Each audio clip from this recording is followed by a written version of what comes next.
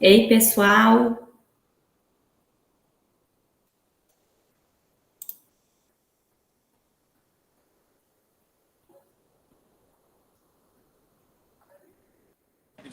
Boa noite, professora. Tudo jóia, gente? Boa noite, professor. Boa noite, todo mundo. Boa noite. Boa noite.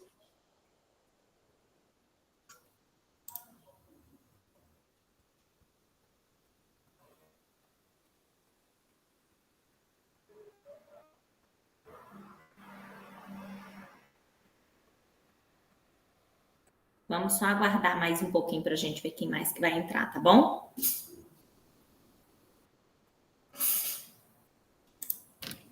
Ok, professor. Boa noite a todos, colegas e professores.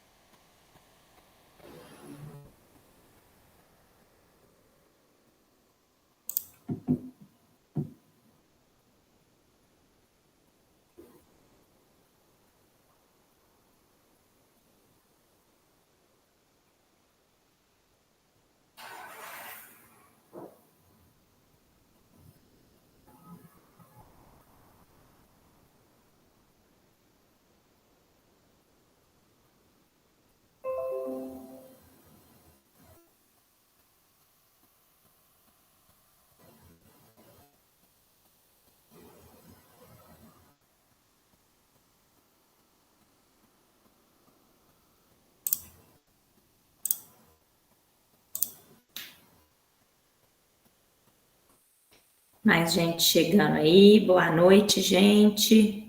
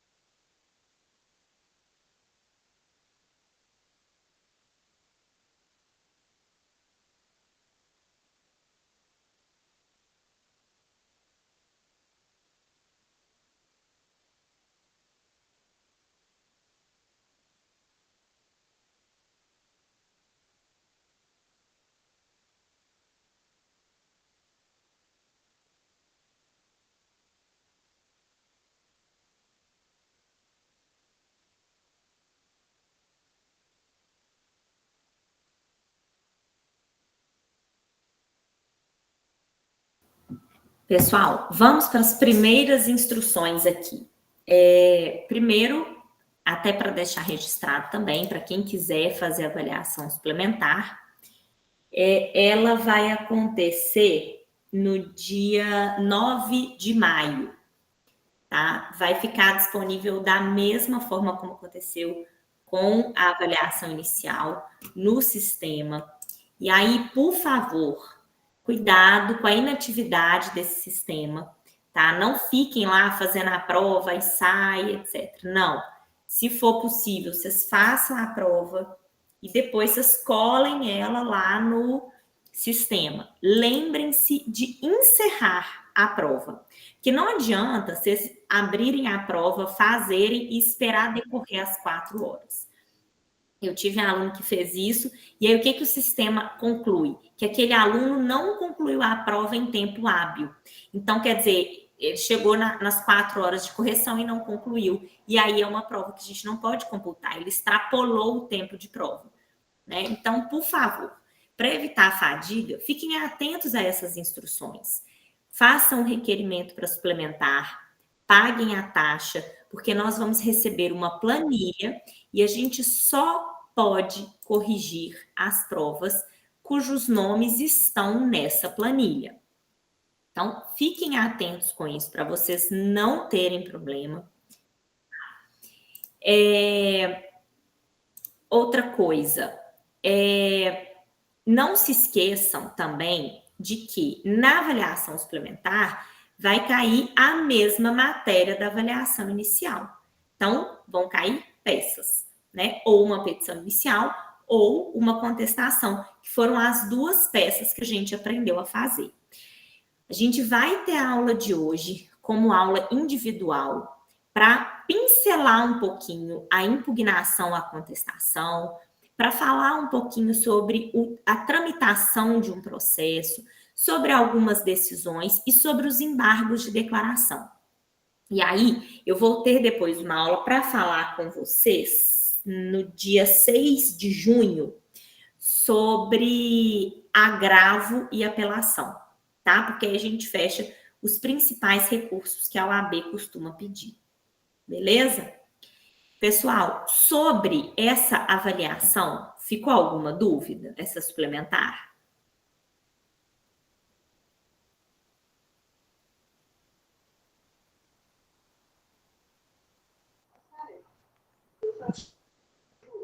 Professor, nenhuma dúvida, só o Jussandra que está tentando entrar aí não conseguiu até agora.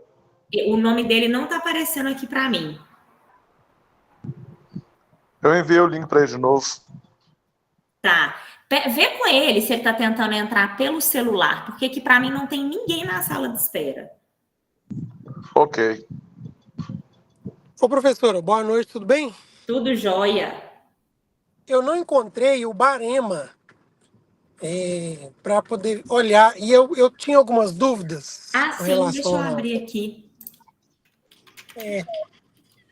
Mas eu tenho uma dúvida, da que eu me lembro agora, é uma principal, que é a respeito do endereçamento. Sim. Deixa eu pegar aqui.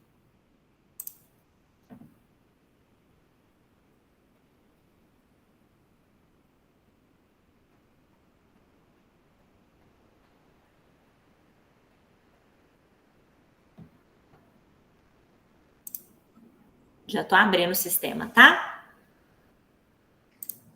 Ele está onde? Porque como eu estou no celular, eu não sei se eu vou conseguir ver aqui, mas eu queria ver ele depois. Eu compartilho a tela aqui com vocês. É porque eu tinha mostrado para os meninos que, para mim, eu coloco nas observações de cada prova. Só que eles me falaram que para vocês não está aparecendo, né? Para alguns alunos... Para mim não apareceu, não, professor. Observações. Para mim, não. Para mim não apareceu nada. Procurei, mas não apareceu nada. Eu vou abrir aqui para vocês e eu mostro.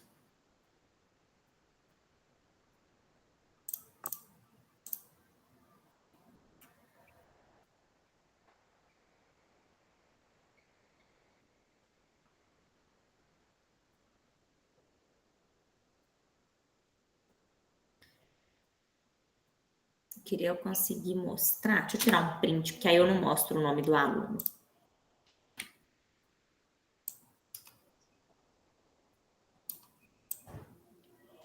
Vou mostrar o meu. Vou mostrar só o barema. Eu ia falar, se for a minha, professora, não tem problema não. Pode, se quiser usar a minha como exemplo, não tem nenhum problema. Cara, esse não. Peguei a primeira que abriu aqui. Oi, Gil. Oi, boa noite. Eu não estava conseguindo entrar, mas agora está ok. Só o finalzinho que eu não peguei da sua explicação sobre a prova. Ah, tá. A nossa prova vai acontecer no dia 6 de maio, 5, peraí. Dia 9 de maio. E prevista para o dia 9 de maio. Não esqueça de fazer o requerimento, de pagar o valor. E, primeira recomendação, não tentem colar PDF na prova. Colem o texto em si. Segundo, finalizem a prova. Se vocês acabarem, na hora de submeter para correção, clique em concluir, finalizar. Não sei como é que aparece para vocês, mas clica como se você tivesse acabado a prova. Porque eu tive 2 alunos que simplesmente deixaram o tempo decorrer, tipo, terminou e não clicou em nada. O que acontece? Ou cai, ou o sistema fecha e acusa para mim assim, esse aluno não terminou a prova em tempo hábil. Então, aí é uma prova que eu também não posso corrigir. Então, concluam a avaliação, tá? Para aparecer para mim que ela está concluída, que eu já posso corrigir. Se eu não me engano, aparece assim no final: enviar tudo e terminar. Aí. Cliquem, por favor, gente. Tá ali é por um motivo, né? Bom, aí, gente, vamos lá para a prova, né? Eu conto o seguinte caso. Betanova é uma empresa que comercializa aparelhos eletroeletrônicos na internet há 6 anos, possuindo favorável reputação. A sede da empresa se encontra localizada em São Paulo, capital. Em 2025, foi citada em uma ação judicial que hoje se encontra em trâmite perante a primeira unidade jurisdicional civil de Belo Horizonte. A demanda foi ajuizada por um consumidor que alegou que não recebeu o produto em sua residência após ter aguardado 3 meses da sua chegada. A cópia da petição inicial se encontra mais adiante, devendo ser lida por vocês. Ao ler o teor da acusação, o representante legal da Betanova buscou os seus serviços como advogado e explicou que, primeiro, o produto foi vendido em 1º de janeiro de 2025 por R$2.000 diretamente no site da empresa para um gamer e youtuber bastante famoso e rico. O produto foi despachado no dia 3 de janeiro, tendo sido gerado um código para o cliente acompanhar. O pedido foi entregue em sua residência no dia 5 de janeiro, havendo um documento que comprova ter sido recebido pelo porteiro que se encontrava trabalhando no prédio onde reside o cliente. Ele pede que seja feita a sua defesa. Aí vem a petição inicial. Aí aqui na petição inicial, eu conto, né? Eu trouxe a qualificação, Marlon dos Santos Silva, vem respeitosamente perante este douto juiz ajuizar a ação de indenização por danos morais e materiais. E aí o Marlon contou exatamente a mesma coisa, que adquiriu um produto, que decorreu 3 meses e ele não recebeu. Aí primeiro ele pede justiça gratuita. Depois, ele pede um valor de dano material, né? De R$4.000, sendo que, na verdade, eu falo lá em cima que foi adquirido por 2, então ele está pedindo o dobro, e um dano moral de R$30.000. E ainda botei um valor da causa lá mais maluco, nada a ver, de R$18.000. Aí, muito bem, vocês devem fazer a defesa. Então, a primeira coisa que a gente vai levar em consideração é que vocês acertem a peça. Porque tem gente que faz uma petição simples. Teve gente que fez petição inicial, gente. Inicial. Sendo que eu trouxe uma inicial. Né? E eu ainda falei claramente, você deve fazer a defesa. Então, primeira coisa, 6 pontos para acertar a peça. Contestação. Além disso, 4 pontos para vocês ficarem atentos à estrutura da peça. A contestação, ela não é aquela petição única lá, idêntica, não. Né? Eu ensinei para vocês quais são os tópicos que a gente deve colocar. Monta a estrutura dela. ela tem lá os seus fatos, ela vai ter o mérito, ela vai ter a conclusão, ela vai ter a tempestividade. Então, tem que observar a estrutura dessa peça. Porque também teve aluno que colocou lá assim, fulano de tal vem responder. Aí bota lá um negócio misturando fatos com fundamentos e, de repente, vem pedidos ali no meio. Não foi essa a estrutura que a gente aprendeu aqui. Né? A gente viu o 335 do CPC, o que ele fala que a gente pode alegar na contestação. Aí, então, agora vamos para a impugnação da justiça gratuita. Né? Foi pedido, mas a gente está falando de um youtuber famoso, muito rico, etc. E uma preliminar de impugnação ao valor da causa. A gente teve lá, a gente viu nas aulas, né? Antes de alegar o mérito, de discutir o mérito, compete ao réu em preliminar. Você pode impugnar o valor da causa. Qual é o valor da causa? É a soma do pedido do dano moral com o dano material. Então, de maneira nenhuma, a gente falaria em 18 mil, e sim em 34 mil reais, o valor da causa.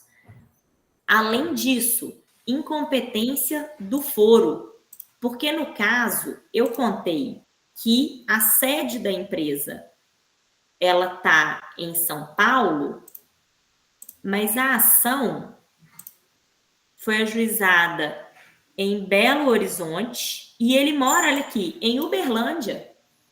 Na qualificação dele eu coloquei, mora na Rua das Acácias, número 9, bairro Floramar, Uberlândia. Não tem absolutamente nada falando de Belo Horizonte. Então, por que a gente mandaria para Belo Horizonte? Né? Então, nós temos aí a incompetência do foro. Além disso, falta de pedido. Volta na inicial aqui, gente. Essa eu achei que vocês... Falei, todo mundo vai ver isso e vai falar assim, nossa, que petição inicial péssima, né? Tá facílima. Olha só a nossa petição inicial. Dos fatos, 2, da justiça gratuita, 3, do mérito, dá-se a causa valor de 18 mil reais. Cadê os pedidos? Não tem pedido? Requer a condenação ao pagamento de indenização por danos morais e materiais, a citação do réu, né? Se vai ter audiência de conciliação, se não vai. Quando a gente estudou a estrutura da petição inicial, eu falei com vocês, a petição inicial ela vai ter os fatos e fundamentos do pedido e os pedidos. E, além disso, o mérito. Eu deixei para dar pouquinho ponto no mérito, mas é fato que tinha muita coisa que vocês podiam explorar. Primeiro, a ausência de falha na prestação do serviço. O produto foi entregue. Segundo, o valor do dano material.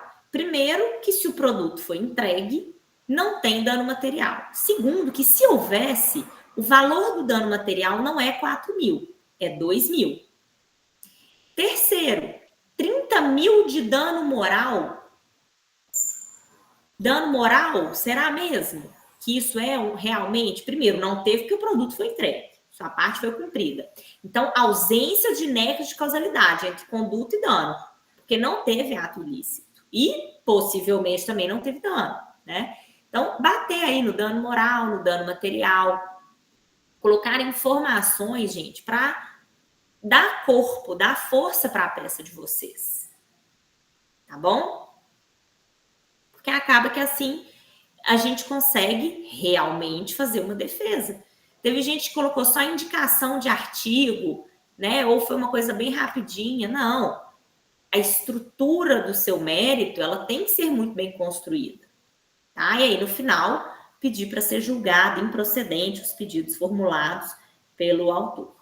Apesar de que não teve pedido formulado, né? Então, para ser julgado improcedente, a pretensão, talvez. Tá bom? Tirei suas dúvidas, Thiago? Professora, repete, por favor. Qual? Não, o que a senhora me perguntou? Você tirou suas dúvidas? Não, a minha dúvida era sobre o endereçamento. Eu fiquei em dúvida se eu endereçava ao juízo ou ao juiz. Eu imaginei que seria ao juízo, mas por que eu pus ao juiz? Porque quando a gente faz a petição inicial, a gente não sabe para que juiz ela vai ser distribuída. Então, ao juízo. Aí o que eu deduzi?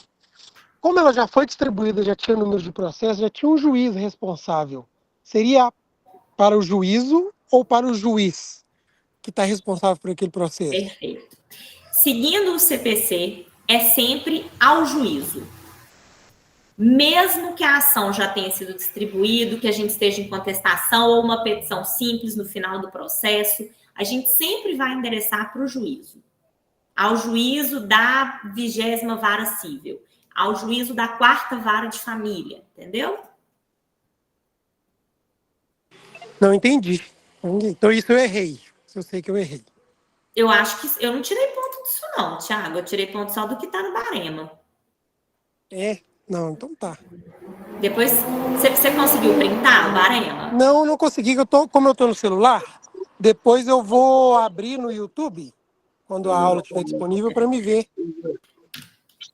Eu tô assistindo do celular, fica muito pequeno. Oi, Robson, pode falar. Boa noite, professora. Boa noite, colegas. A primeira preliminar que eu vi que podia ser arguida... Robson, tá dando um retorno. Tenta abaixar um pouquinho o volume, só porque a gente não está conseguindo te ouvir. Ok. Boa noite, professora. Boa noite, colegas. Agora sim, tá ótimo. A primeira preliminar que eu vi que poderia ser arguida é a de incompetência total do foro, porque não é nem domicílio do réu, nem do autor da ação. Provavelmente está dando microfonia, porque o Robson está com 2 acessos e o microfone dos dois está ligado. Ele tem que desligar o microfone ou o alto-falante de um deles. Para mim tá dando muito barulho aqui também. Mas sim, se você colocou essa preliminar, é como tá no barema, tá certo, tá?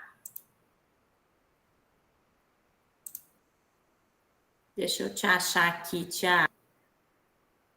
Que aí eu já te mando. Qual que é o final do seu telefone? 6573.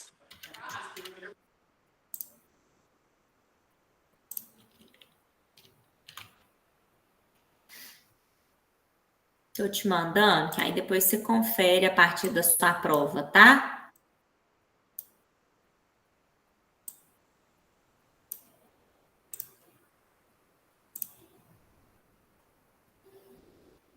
Ô, Robson, eu não diria que ela é ilegítima, porque quando a gente tem uma ilegitimidade, ela é uma preliminar.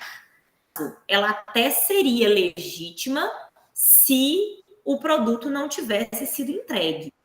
Então, nesse caso, a entrega, o cumprimento do contrato, né, do que foi previsto, é matéria de mérito, não é preliminar. As preliminares são aquelas previstas pontualmente no CPC. O porteiro recebeu. Oi, Luciano? O porteiro do prédio recebeu. É isso, está cumprido. Aí, o porteiro não entregou para ele. Aí isso é um problema do prédio. Isso. Eu até sugeri na contestação a audiência de conciliação, mas com audiência de instrução de julgamento do síndico e do porteiro. Ótimo, chamá-los, né, como testemunhas, excelente. Isso, então, ilegitimidade. Não entendi, Robson. Boa noite, professora. Então, quer dizer, nas preliminares, então, ilegitimidade da parte ré, porque ela cumpriu todo o previsto, né, entregou o que foi comprado, né, e eu entendo que o autor deveria, então, processar o porteiro ou o síndico, ou o que for, que recebeu e não entregou. Ô, Robson, aí é como eu acabei de explicar. Não é ilegitimidade. Aí a gente entra no mérito do cumprimento do contrato. Porque se o contrato não tivesse sido cumprido, se o produto não tivesse sido entregue, a empresa seria parte legítima, sim. Tá? Então, não é ilegitimidade passiva. Oi, Luciano. Eu pensei, professora, em relação, igual eu falei, que eu pedi a audiência como testemunho do síndico do porteiro. Mas eu pensei, igual o Robson falou aí, no sentido de chamamento ao processo do condomínio, por conta de eles poderem ser os responsáveis. Só que, como defesa, eu não achei que seria coerente, porque eu teria que me defender e não acusar, né? Aí a responsabilidade do interessado buscar aí, né? Os outros aí que culpados. Aí, então, qual que é o problema?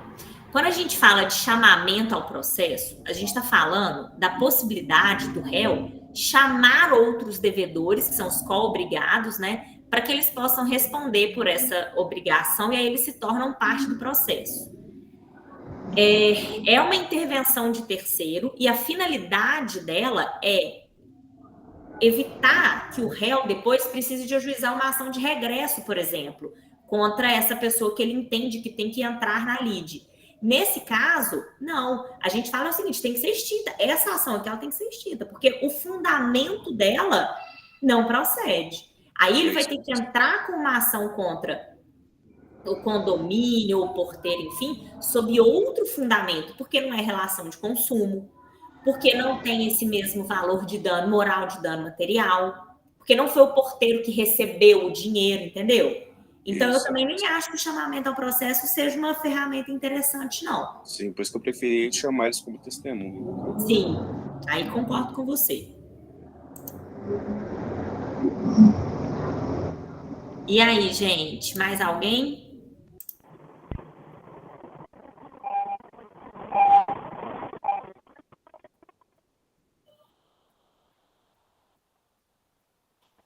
A Sara está aqui participando da aula, que ela está me chamando no WhatsApp. Podemos seguir então, gente? Sim. Então, vamos lá. Vamos conversar um pouquinho sobre embargos de declaração. Ah, não. Eu tinha combinado com vocês que a gente ia começar pela impugnação, né? Então, olha só. Nos processos cíveis que estão tramitando na Justiça Comum... Desculpa. Oi. O colega podia desligar o áudio para a gente ouvir? Vou desligar. Nos processos que estão tramitando na Justiça Comum, a gente vai ter 3 peças que são apresentadas antes da produção de provas. Petição inicial, contestação e depois, turma, o autor da ação, ele é chamado de novo. Ou seja, o autor tem 2 momentos de fala, na inicial e depois ele responde à contestação do réu. Essa resposta é chamada de impugnação à contestação. E ela vai ser apresentada no prazo de 15 dias, que é o mesmo prazo para apresentação de defesa. E aí fiquem atentos ao seguinte: no caso da contestação, a gente viu várias regras para início de contagem desse prazo de 15 dias.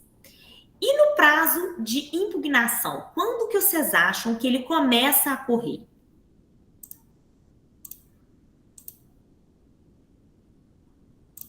Quem tem palpite? Começa a correr da intimação. O juiz que vai pegar a contestação e falar: autor, pode impugnar. Então, aqui, a regra do início do prazo é muito mais fácil. A gente não precisa ficar se preocupando com, tem audiência, não tem audiência, tem réus, não tem... É da intimação. É uma regra básica, tá? E aí, fiquem atentos, porque estamos diante de um prazo chamado de preclusivo. O que significa isso? Que se você extrapolar esse prazo para a impugnação, você não vai poder apresentá-lo. E na impugnação, primeiro, a gente tem que lembrar, nós temos que ser objetivos. Não adianta a gente ficar remoendo, revivendo as coisas, copiando coisas da petição inicial. A função da impugnação é bater na contestação. Então, pegou a contestação, lê, destrincha ela, os argumentos são esse. e eu vou rebater com isso, isso e isso. Posso trazer mais provas documentais? Deve, tá? E aí, se você estiver trazendo alguma coisa nova ali no processo, é claro que vai ser oportunizado o contraditório à ampla defesa para outra parte, sob pena de nulidade, né?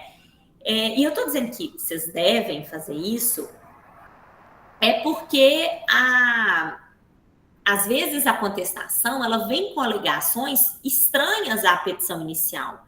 Então, pode ser que você precise ali de apresentar outras provas. E aí, onde que a impugnação, a contestação está no Código de Processo Civil? Vamos lá. Deixa eu compartilhar aqui com vocês. Artigos 350 e 351 do CPC. Estou compartilhando, só um minutinho.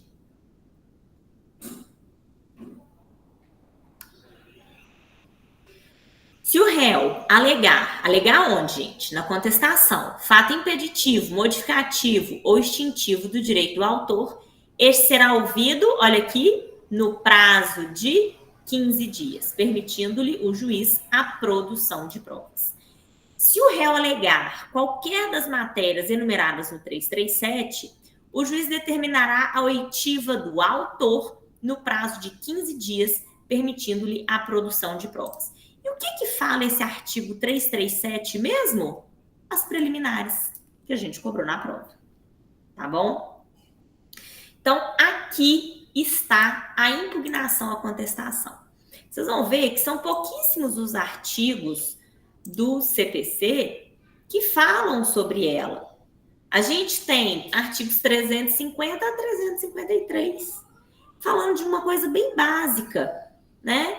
Então, não precisa de vocês gastarem muita saliva aqui na aula de hoje para falar de impugnação, mas fiquem atentos com, primeiro, vamos direcionar ao juízo da vara onde o processo está tramitando. Não esqueçam da tempestividade, 15 dias contados da intimação. E não se esqueçam de que a impugnação não é o momento de a gente repetir fatos da inicial, não. A impugnação é para a gente bater na contestação. O que você vai impugnar? Contestação. Os fatos extintivos modificativos do direito do autor, que o réu falou lá na contestação dele. É isso que você tem que falar. Que o réu falou assim, não, aqui, ó, ele alegou isso assim, assim, mas aconteceu esse fato que modifica o direito dele, ou que extingue o direito dele. E vai caber ao autor falar, não aconteceu isso não. Isso aqui que ele tá alegando, ó, eu tenho uma prova aqui de que não foi assim. Pois não, Robson? Tá. Pois não. Professora, então, na contestação, é um momento de demonstrar os erros da inicial, não é isso? Sim. E pedir o arquivamento do processo sem resolução de mérito de acordo com o artigo 485 do CPC. Depende da preliminar. Tem preliminar que não cabe extinção do processo. Naquele resuminho que eu coloquei para vocês de contestação, eu coloquei lá qual que é o pedido cabível. Porque, por exemplo, em correção do valor da causa, não cabe extinção do processo. Então, depende da preliminar. Se for perempção, você vai pedir a extinção. Mas se for outra preliminar, não tem por que pedir. Tá? Oi, Luciano. Você daria para a gente um modelinho como aquele de impugnação, professor? Impugnação, na verdade, eu nunca tive contato, digamos assim, com ela, e aquele modelinho da senhora ajudou muito. Tá, beleza. Vamos fazer um aqui agora? Agradeço.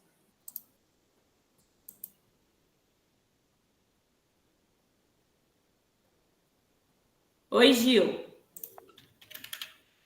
Professora Renata, aproveitando que o Robson pediu aí, mais um modelo de impugnação à contestação, eu tive uma grande dificuldade para acessar suas aulas. pelo sistema, pelo AVA, quando eu acesso, eu só consigo assistir uma aula de direito de família. Entendeu? Família ou prática? Não, da prática simulada. Tem uma aula sua lá que é de direito de família. Eu só consegui estudar para a sua prova porque o Davi, acho que ele fez um contato aí no privado com a senhora, porque pelo sistema eu não consegui, fui em todas as abas e não consegui acessar suas aulas. Então, deixa eu te mostrar onde é que elas estão aqui no sistema. Ó. Vou até abrir aqui.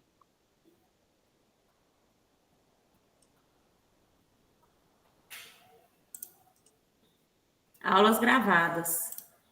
Pois é, mas não abre. Quer ver? Todas aqui, ó. Todos os dias. As aulas abriram normal aqui comigo. Tá normal. Inclusive, tem até as peças aqui, ó. Contestação, petição inicial, as aulas mais recentes, de final de março, abril, estão todas lá. Mas quando eu clico na aula, a aula não abre. Entendeu? Aqui, vamos nessa aqui. Tá aqui, ó. Aula do dia 28/2 de 2025. Cliquem, abrir link. Vai ser redirecionado direto para o YouTube. Aqui, ó. Deixa eu compartilhar. Quando você clica em abrir link, olha o que aparece. Tá aqui, abriu uma nova janela. Não. Pois é.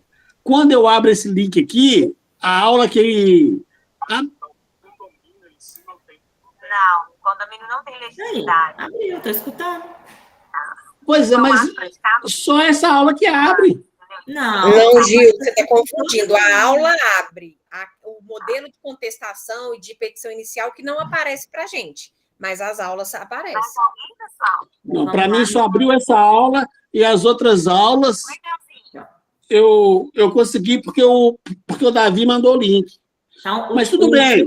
Com um problema, a Ana está com outro. Aqui, ó. A contestação, onde que ela está? Por exemplo, tá? Pegar a aula de contestação. Eu vou mostrar para vocês eu clicando, para vocês verem que está aparecendo. Aqui, ó. Contestação. Aqui a peça. Vamos para a petição inicial. Aqui.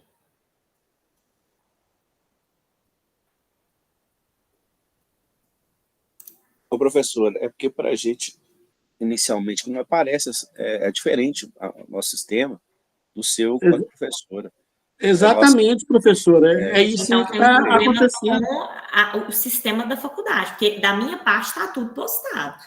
Não, se vocês não estiverem recebendo, falar, você pode me mandar? Eu mando para vocês, igual eu mandei para o Davi. Mas todas as aulas estão postadas, seja material escrito ou vídeo. Ô, Renato, boa noite. As pessoas também eu não alcanço aqui, não. Ô, Renato, boa noite. É aquilo que eu te falei. Não entendi, Luciano. As aulas não aparecem para a gente, Renata. As petições, a parte escrita, não aparece nada para a gente não consegue ter acesso. Está acontecendo alguma coisa no sistema da faculdade que só o pessoal do curso à distância está tendo acesso ao material todo. Nós estamos prejudicados e não conseguiu resolver isso na faculdade ainda. Então, eu não entendi o que está acontecendo no sistema. E aquele dia você mandou as matérias para mim, eu passei para o grupo da turma. Mas pelo sistema a gente não consegue acessar. Então a gente vai ter...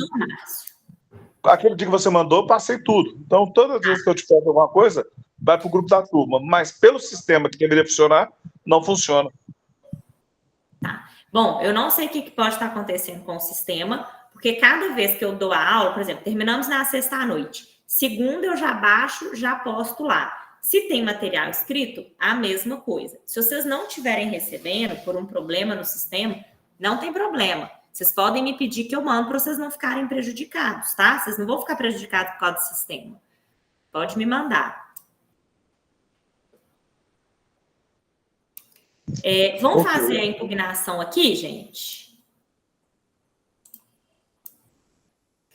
Vamos supor que a gente vai impugnar a contestação daquele autor que a gente fez a prova.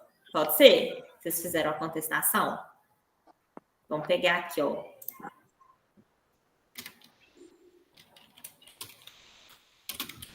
Deixa eu só relembrar onde que o processo está tramitando aqui. Será mais na contestação.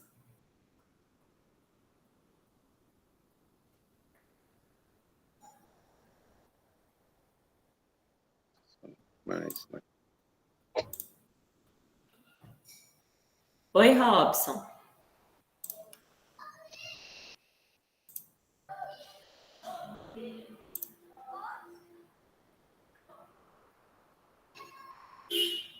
Oi, Robson, pode falar.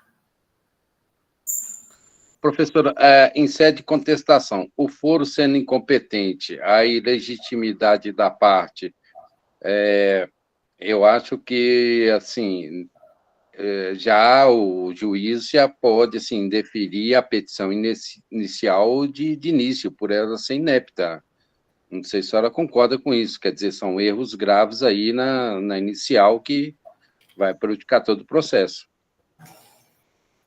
Aí, vamos lá.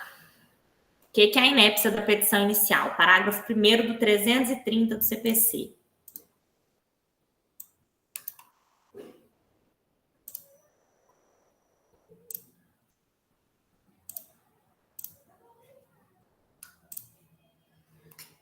A petição inicial será indeferida quando for inepta. Parágrafo 1º. Considera-se inepta a petição inicial quando lhe faltar pedido ou causa de pedir, o pedido for indeterminado, ressalvadas as hipóteses legais em que se admite o pedido genérico, da narração dos fatos não decorrer logicamente a conclusão e contiver pedidos incompatíveis entre si.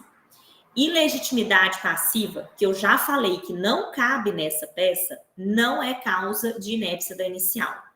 E incompetência do juízo também não. Então, o juiz, ele não indeferiria a petição inicial por inépcia nessas duas situações, somente nessas previstas no parágrafo 1º aqui, para inépcia. Entendi, mas então o que ele iria fazer? Ele iria pedir para emendar a inicial? Pode pedir para emendar a inicial, ou ele pode se declarar incompetente, determinar remessa para outra comarca, para outra vara, chama o autor para ele corrigir o valor da causa. Em relação à ilegitimidade passiva que você perguntou, né? Ele vai reconhecer lá na sentença, no final, se fosse o caso de ilegitimidade passiva, o que não é. Mas ele poderia deixar para reconhecer isso em sentença. Peraí, gente, eu só fechar a janela aqui, tem um cachorro latindo sem parar. Peraí.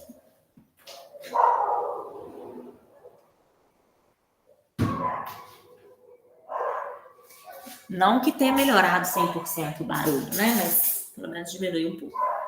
Mas aí vai depender de qual que é a preliminar que a gente está arguindo. Pode ser que o juiz se manifeste agora, ou pode ser que ele vá se manifestar lá na frente, só na sentença. Vamos fazer nossa impugnação, então? Então, deixa eu compartilhar de novo com vocês.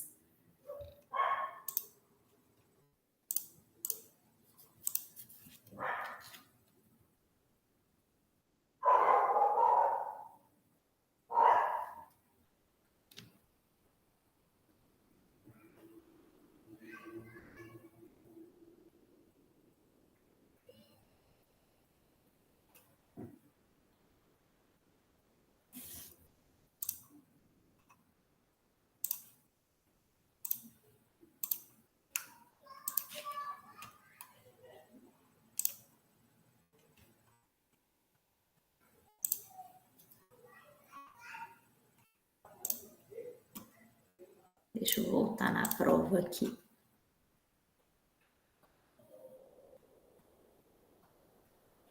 Ao juízo da unidade jurisdicional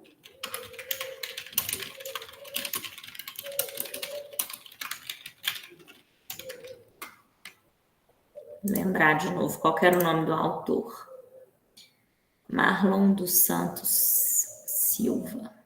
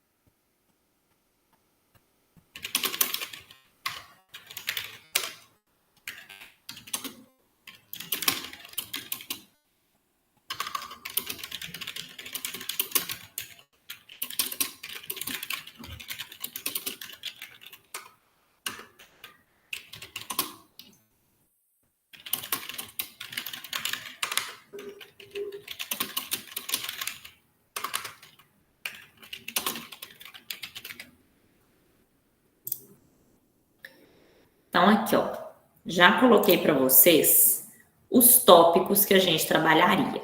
Primeiro, a gente vai acatar as preliminares. Coloquei aqui as 4 preliminares que foram arguídas na contestação. Então, por exemplo, Luciano, da preliminar de incompetência, aí você vai colocar lá. O réu alega que o foro da comarca de Belo Horizonte seria incompetente para processar e julgar o feito. Todavia, quando do aceite das condições, dos termos e serviços para aquisição do produto, constava que o foro competente para discutir essa matéria seria obrigatoriamente o da comarca de Belo Horizonte, com renúncia expressa a qualquer outro. Assim, apesar de a sede da empresa ser em São Paulo e o autor morar em, agora não lembro, mas em Divinópolis, em razão de um foro contratual eleito em contrato, Belo Horizonte é o foro competente. A incorreção do valor da causa, sei lá, porque eu coloquei uma coisa tão esdrúxula, né? Você vai alegar por que o valor da causa está 18 mil. Você pode colocar, por exemplo, de fato, constatou-se um erro no valor da causa e o réu, o autor neste ato, né, pretende a correção adequando o valor da causa para que ele passe a constar 34 mil reais. Da falta de pedido. O autor alega a inépcia da inicial, alegando não haver pedido na petição inicial.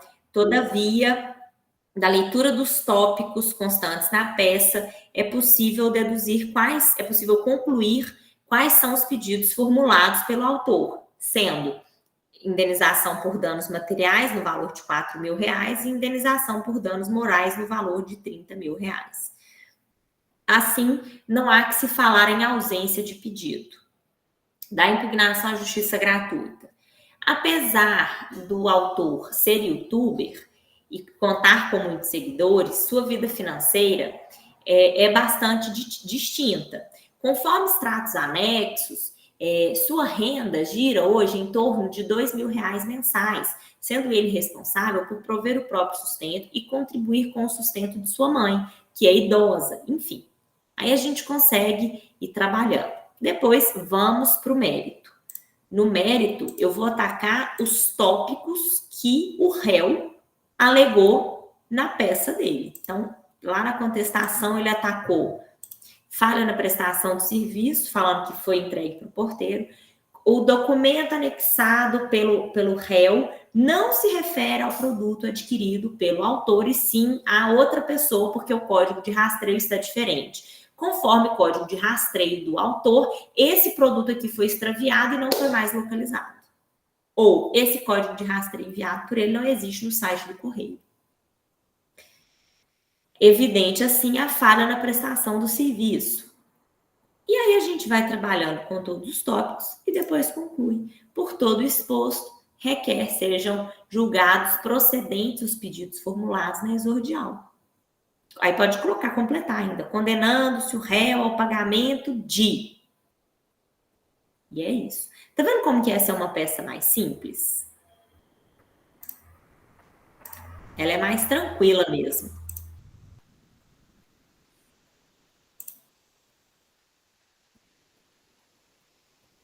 Tá bom? No caso, ela deve ser bem mais objetiva assim, professor? Luciano, não vou falar para você ser objetivo assim. Não, tudo bem, eu sei que a senhora só explanou, assim, de forma sucintinha, tal, mas eu falo assim, objetivo no contexto de igual, tratar o assunto sem ficar floreando muita coisa, por exemplo, né? Ela é mais direta, digamos assim. Eu, Renata, não gosto de florear nada. Uhum. Uma coisa que às vezes eu coloco, mas aí é na prática, né, é uma questão de estilo, eu gosto de começar assim, ó.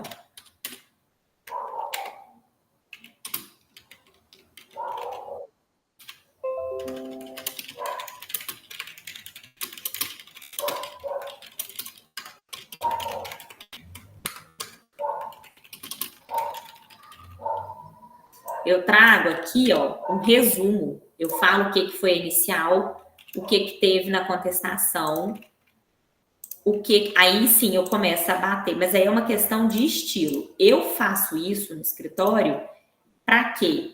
Para facilitar na hora do juiz, né, analisar o que eu estou falando, de estar fácil dele localizar. É tipo um resumo do processo. Mas questão de estilo.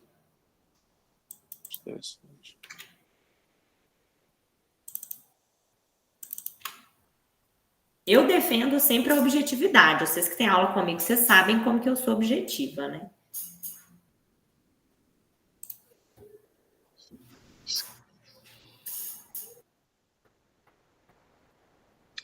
Deixa eu ver as mensagens do Robson aqui. Então, professora, quer dizer, pelo enunciado, fica demonstrado que o autor comprou e a parte ré entregou. Quer dizer, o autor sabia que seria entregue pelos Correios. Eu entendo que a parte ré cumpriu a parte dela e entregou. Ela é ilegítima nessa ação, né, porque ela cumpriu toda a obrigação. Robson, eu já expliquei sobre legitimidade 2 vezes. Então, professora, mas é outra coisa, isso é mérito. É mérito, é no mérito mesmo que eu estou analisando, não é nas preliminares. Nas preliminares, eu entendo que a parte autora, que a parte ré é ilegítima. E no mérito também, que ela cumpriu toda a obrigação e entregou, que tinha que entregar o produto, e o autor sabia que seria entregue pelo correio, e a parte ré cumpriu toda a obrigação. Uhum. Bom, mas eu continuo com o que eu te ensinei, tá? Michele, você falou que não achou o quê?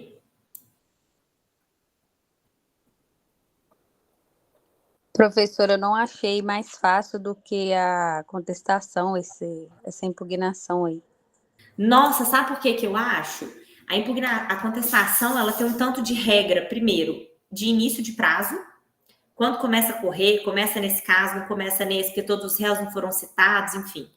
Segundo, as preliminares, aqui na impugnação, você não tem que ficar atento em dividir preliminar e mérito. Isso é uma coisa que está gerando confusão. Olha o que a gente está discutindo aí com o Robson sobre legitimidade passiva. Aqui na impugnação, você só vai bater na contestação. Você não precisa estar atento àquelas regras dos 335 seguintes, entendeu?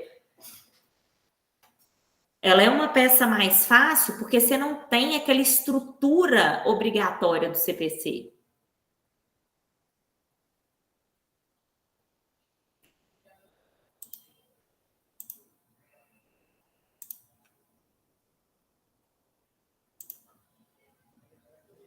Ô, Robson, eu não entendi o comentário de então o foro deveria estar expresso. Como assim?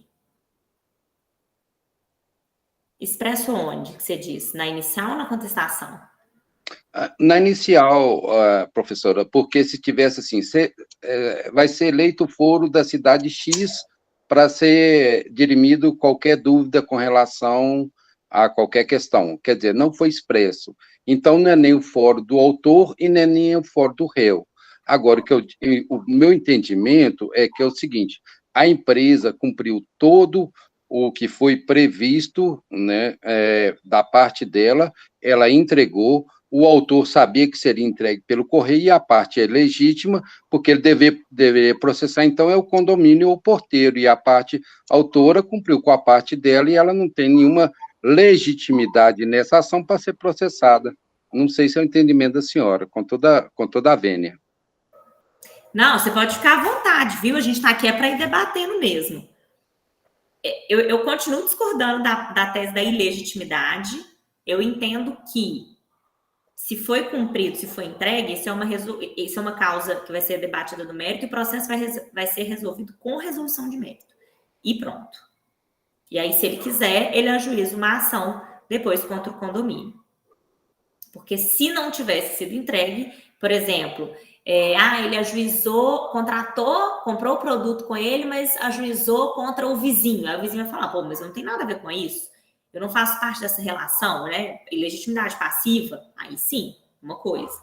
Agora, não é o caso, né, do enunciado. Agora, sobre o foro, é só uma coisa que eu criei aqui para a matéria de impugnação, tá? Não necessariamente vai ser isso que aconteceu. Pode ser que nesse caso, é tudo fictício, mas nesse caso não tenha um contrato com cláusula de eleição de foro, o foro realmente esteja errado. É só uma coisa que eu estou criando aqui agora para ensinar vocês a fazer a impugnação.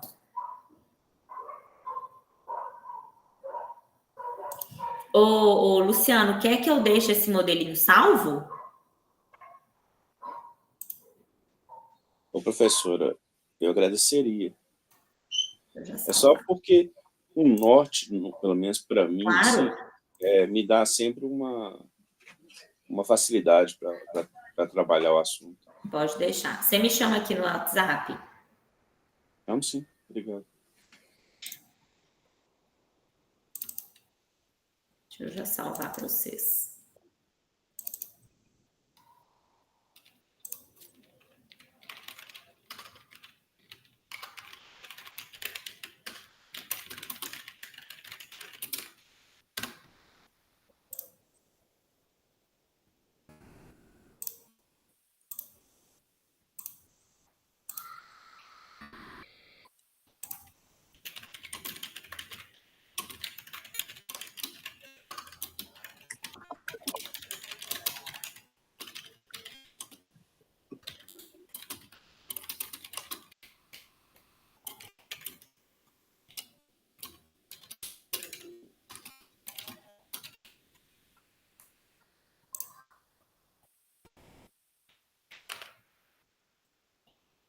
Já estou te encaminhando aí, tá, Luciano?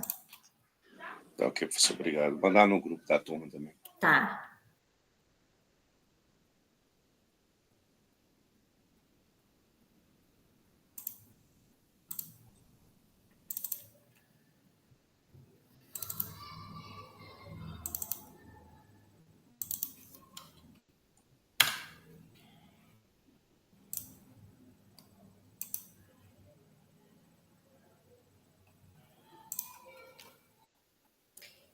Beleza.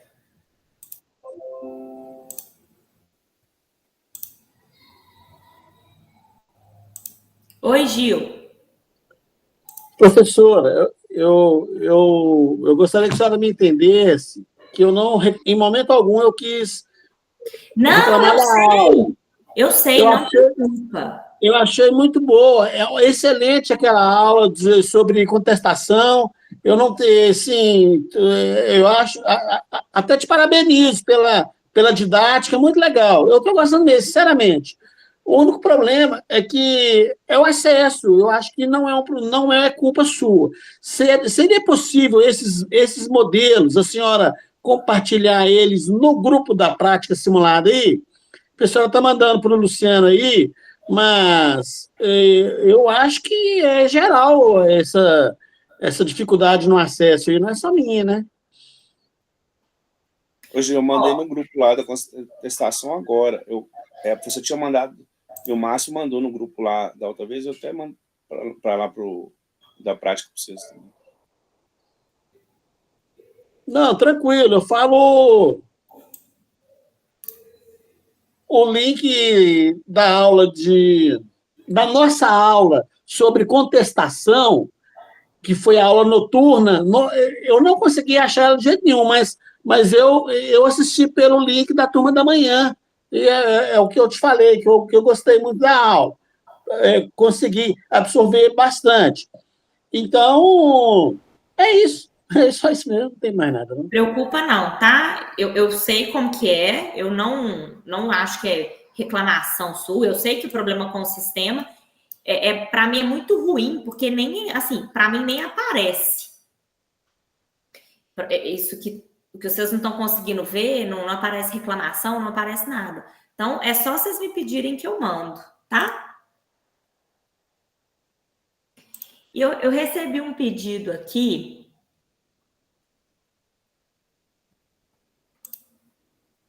do Vitor Hugo. Ô, Vitor Hugo, você tem certeza que você está matriculado nessa disciplina? Porque o seu nome não aparece aqui para mim de quem fez a prova, não. Não aparece na lista de envio, não.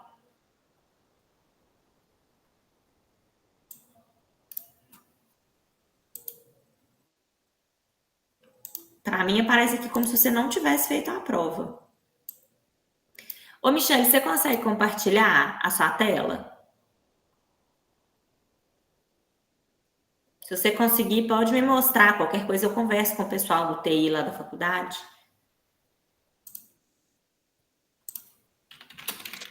Vocês estão vendo minha tela? Sim. Aqui, a gente entra aqui, aulas gravadas. Uhum. E aí tem aqui essa telinha e tem só o direcionamento para o link, ó. Aí clica aqui e vai lá para o link da sua aula no YouTube, tá vendo? Aham. Aí começa, aí a gente vai adiantando Tenta ir aqui, ó. passando. Vai passando, aí ele só tem link, e depois ele traz tudo.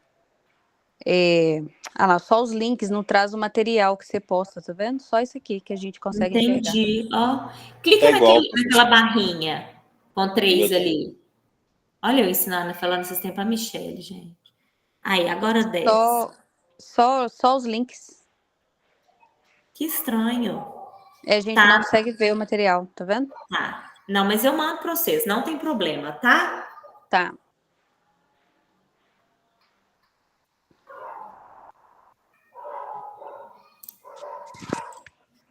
Podemos ir para os embargos, gente?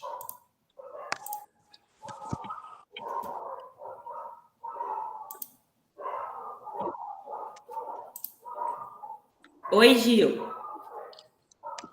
Professora, então, pelo que eu entendi aí, essa resposta à contestação aí, né, que é a impugnação, então, nesse caso aí, não é que seja bem resumido, bem simplório, não há necessidade de fundamentar, contra-fundamentar o caso, seria isso? Contra-argumentar com fundamentos. Sim, tem que fazer isso sim, tá? Aqui eu coloquei só a divisão em tópicos. Mas você sempre tem que fundamentar, gente. Tudo no direito tem que ser fundamentado. Tanto que a gente cobrou isso aqui no barema da contestação. Quando foi a correção da inicial também, tá no barema a fundamentação. Tudo vocês vão fundamentar. Entendi. Eu só mostrei ali a divisão dos tópicos, tá? Mas vocês não podem entregar isso no processo, não. Cada tópico tem que ser explorado. E se for o caso, nova, assim, pesquisa lá do TJ com novos argumentos, não é isso? Prova, se for o caso, porque a pessoa trouxe um outro argumento para falar, tinha cláusula, foram incompetentes. Não, aqui, ó, tô trazendo aqui o print do contrato, termo de condições e serviços. Então, tudo, doutrina, julgado, prova, tudo que você precisar de colocar nessa impugnação sua, você vai colocar. Entendi. Pois não, Robson? Ô, professora, o meu entendimento foi no seguinte, se o foro é absolutamente incompetente, a parte é ilegítima, não existe justa causa para pedir uma ação indenizatória, entende? Aí, no caso, eu pediria o arquivamento sem resolução de mérito, entende? No mérito, não, sem pelo resolução amor de de mérito. Deus, você tem que resolver o mérito, você tem que ter uma sentença que fala que você não deve nada. Sim, mas se a empresa cumpriu toda a obrigação, entregou o que deveria entregar, o que foi contratado, alguém recebeu, ela não é legítima. Ela não é legítima nessa parte. Então, a ilegitimidade que eu falo, que eu acho que o autor deveria processar o condomínio ou quem recebeu a encomenda e não entregou. É uma outra ação, Robson, com outros pedidos, outra causa de pedir, outra fundamentação. Você, a sua relação jurídica comprou o produto, entregou o produto, resolveu. Você, na verdade, quer uma sentença com resolução de mérito. Você precisa disso. Você vai ter uma sentença sem resolução de mérito para falar...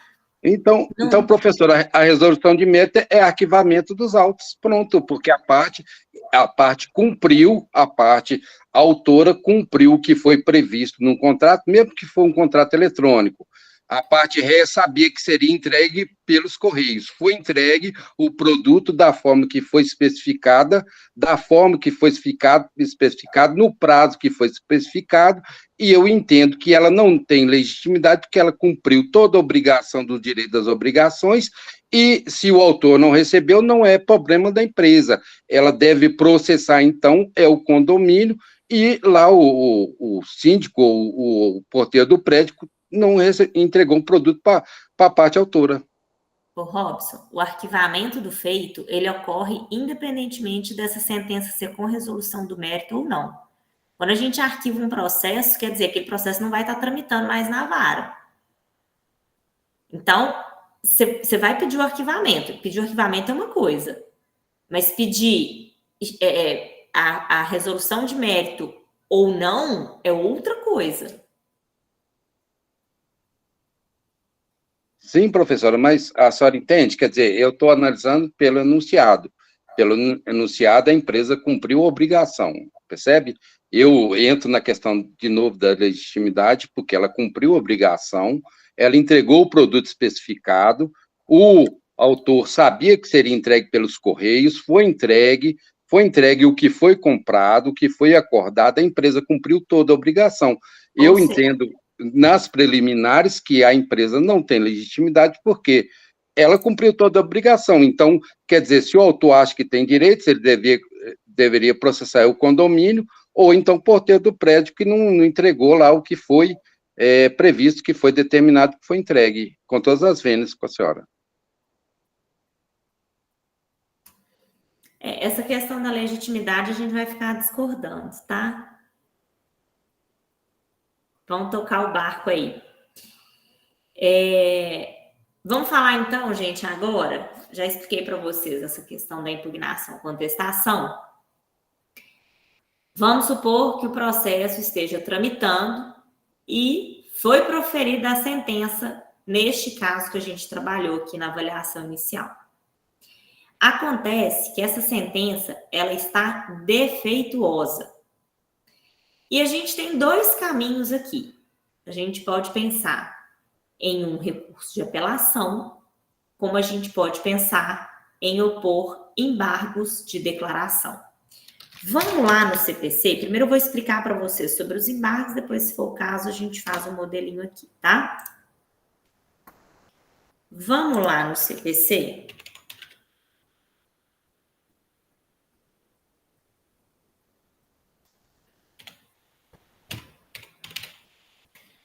Nos artigos 1022 e seguintes.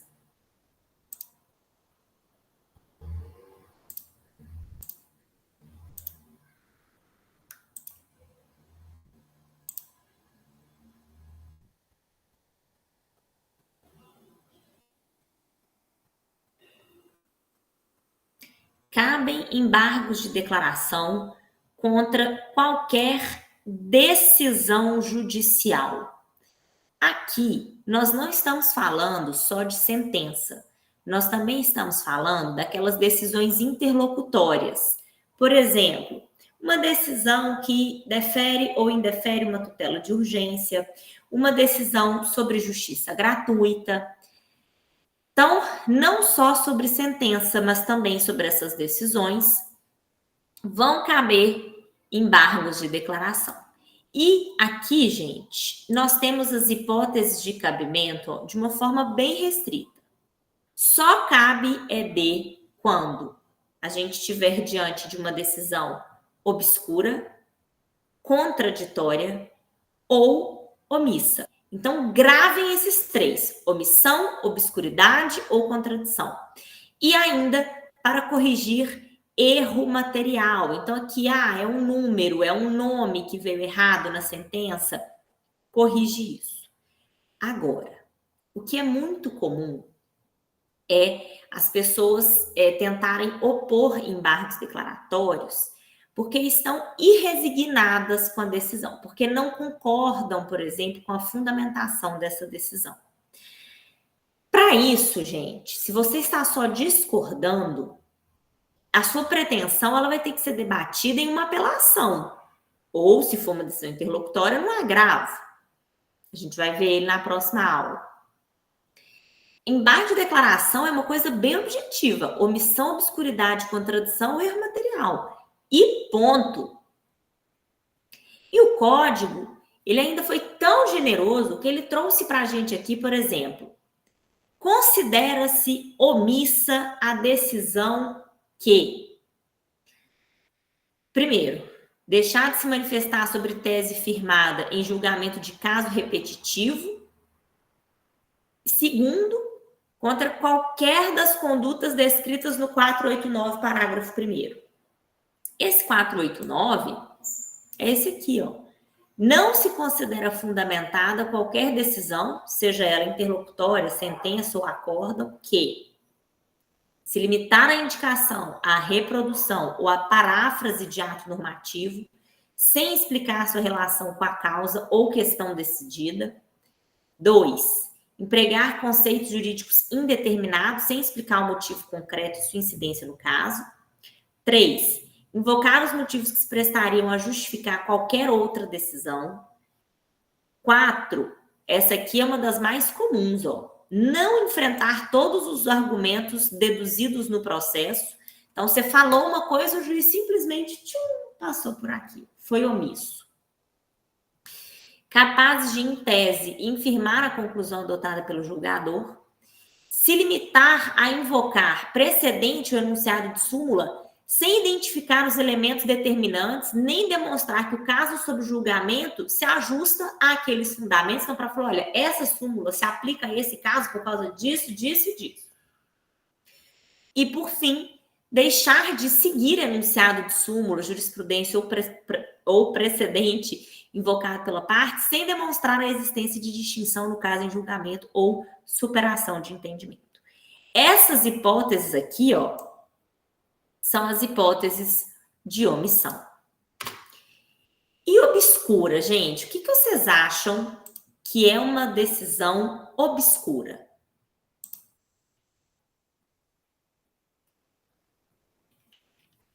O que vocês arriscam aí?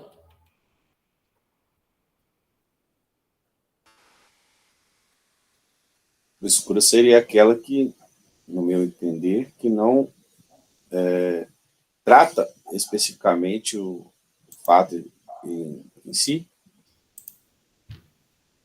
Aqui, ó, obscuridade, deixa eu abrir para vocês, no dicionário, se refere a situações ou estados que são opostos à claridade, seja em relação à luz, à clareza das ideias, à notoriedade ou à vida social. Em resumo, gente, algo que é obscuro é algo que falta clareza. Então, uma decisão obscura é aquela decisão que a gente lê, a gente vê a fundamentação, mas ela não é clara. A gente fica com dúvida sobre qual que foi a interpretação do juiz para decidir daquela forma. Você leu ali, beleza, o relatório, a decisão ela está dividida ali, né? No relatório, na fundamentação e no dispositivo. Você leu e falou assim, mas por que dessa fundamentação saiu essa decisão final, esse dispositivo aqui? Você não entendeu. A obscuridade, ela vai dificultar a nossa compreensão. Por isso que eu falei com vocês que é muito mais fácil a gente ter uma decisão omissa em relação a algum ponto que foi debatido do que uma decisão obscura. E uma decisão contraditória? Decisão contraditória é aquela que ela começa seguindo uma linha e termina seguindo outra. E aí, gente, cuidado com o seguinte. Muita gente fala, tenta colocar lá no EB, que a decisão ela é contraditória às provas documentais que estão no processo. Tá, isso aí é uma questão que você vai debater lá no seu recurso de apelação. Aqui, você vai falar, a sentença em si, ela é contraditória. Isso é uma coisa interna, sabe? É da sentença, é um vício na sentença, não é que a sentença deixou de analisar um documento, etc. Cuidado. Oi, Robson. Mas, então, professora, quer dizer, mesmo que a parte inconformada recorrer em outra instância, mesmo assim, o juiz tem que resolver todos os embargos de declaração antes do processo subir. Perfeito. Até porque você vai opor os embargos de declaração contra a decisão proferida naquela instância. Você não vai opor o embargo de declaração e junto, por exemplo, interpor uma apelação. Por que você não vai fazer isso? Porque pode ser que quando você opõe um embargo de declaração, a sentença ela venha diferente. A decisão vai ser modificada. Porque imagina que o juiz fala assim, não, tem razão. Eu deixei de analisar aquele ponto ali. E aí ele vai modificar essa sentença. Então imagina se você já recorreu, você já levou para o tribunal. Entendeu? Você vai ter uma nova sentença ali. Então, primeiro você vai, se for cabível, se você estiver diante de omissão, obscuridade, contradição ou erro material, primeiro você vai opor os embargos. Depois, quando a decisão for, aí sim, né, proferida, rejeita ou acolhe os embargos, aí você vai ver se você vai interpor seu recurso de apelação ou não, entendeu?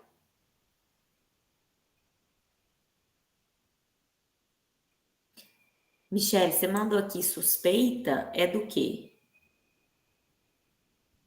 Não, na hora que você estava falando de obscuridade, o que era?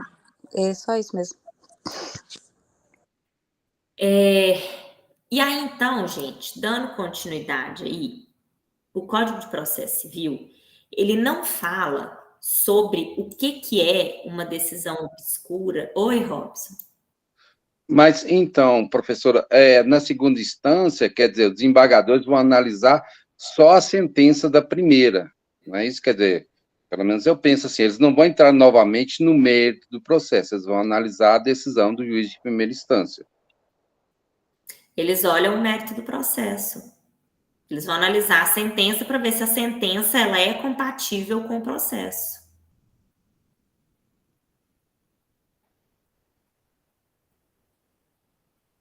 Inclusive, no tribunal, eles podem apreciar até as provas do processo.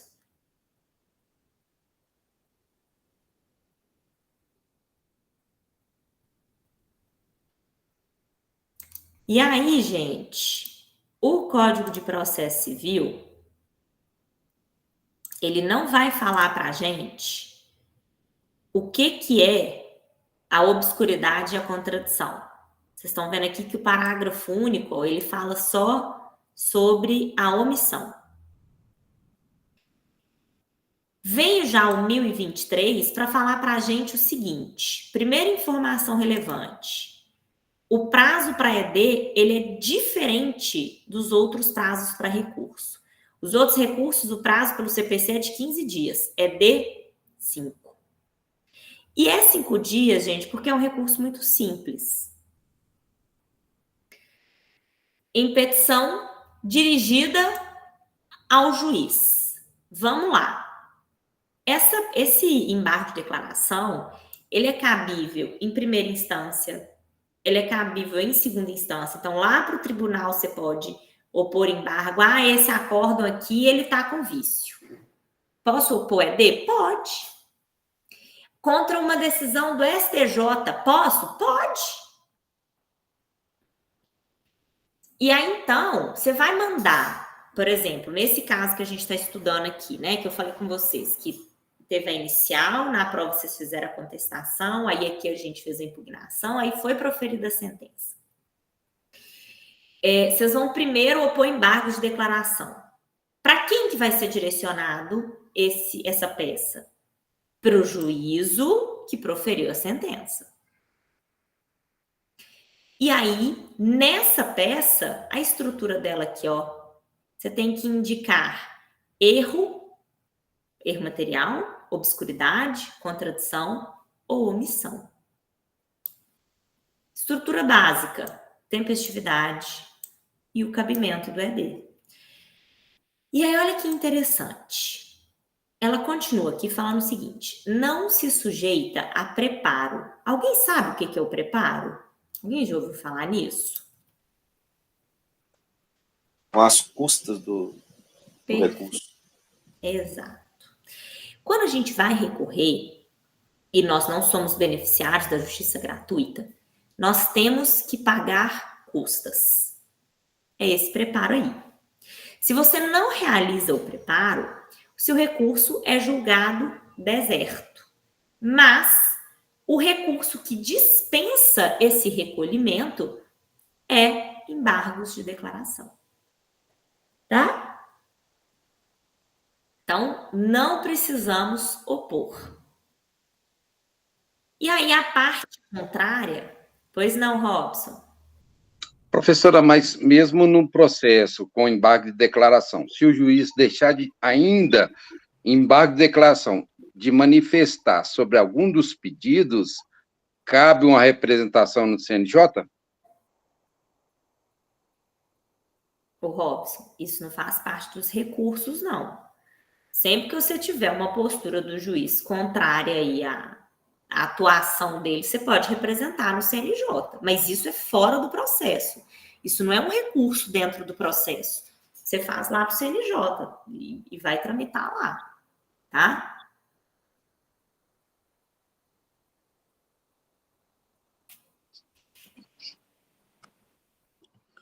Oi, Gil.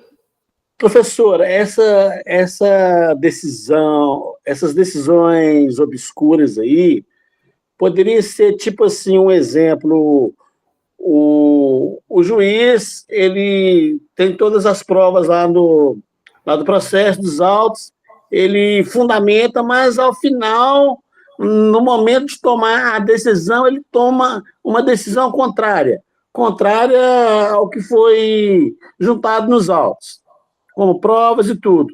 Seria isso uma... Aí, a gente tem, primeiro, se a decisão ela está sendo contradição.